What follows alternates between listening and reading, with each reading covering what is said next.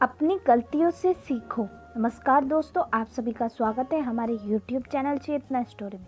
दूसरों के गुणों से सीखो और अपनी गलतियों से सीखो। ऐसा कोई नहीं कहता है जिससे गलती ना हो। अगर आपसे कोई गलती नहीं हुई है तो आपने कुछ नया करने की कोशिश ही नहीं की। कोई भी सफल व्यक्ति शुरुआत से ही हर समय सही नहीं रहता। हर सफल व्यक्ति से गलती हुई है और वो इसीलिए सफल है क्योंकि उन्होंने अपनी गलतियों से सीखा है। गलतियों से सीखना एक बहुत बड़ा अनुभव है। यदि आप एक बार गलती करते हैं तो आप सचेत रह सकते हैं कि आपसे इस तरह की गलती दोबारा न हो। आपकी सोच को भी प्रोत्साहन मिलता है, आपके सोचने का दायरा बढ़ जाता है। आप सोच सकते हैं कि यह गलती क्यों हुई और अब क्यों नहीं होगी।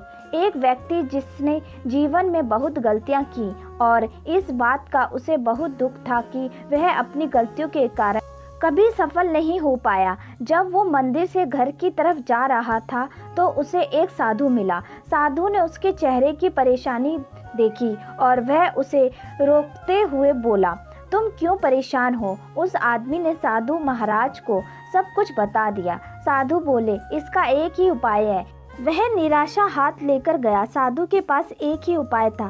तब साधु ने उसे बताया कि हर व्यक्ति और हर चीज में कोई ना कोई अच्छाई होती है। दूसरे के गुणों से सीखो और अपनी गलतियों से। जब आप अपने किसी लक्ष्य की तरफ बढ़ते हैं तो और गलतियां करते हैं तो आपके पास दो तरीके होते हैं, या तो आप हार मान लो और या पीछे हट जाओ, या फिर अपनी गलतियों से सीखो और आगे बढ़ो। याद रखना, गलतियां करना गलत नहीं है, लेकिन उसे गलती से ना सीखना और बार बार दोहराना आपकी सबसे बड़ी गलती है। बचपन में जब आपसे कोई गलती होती है तो और आपके टीचर जोरदार तमाचा आपके गाल पर रख देते हैं तो शायद ही वो गलती आप दोबारा दोहराते होंगे, क्योंकि तब आपको मालूम था कि अब की बार दो पड़ेंगे।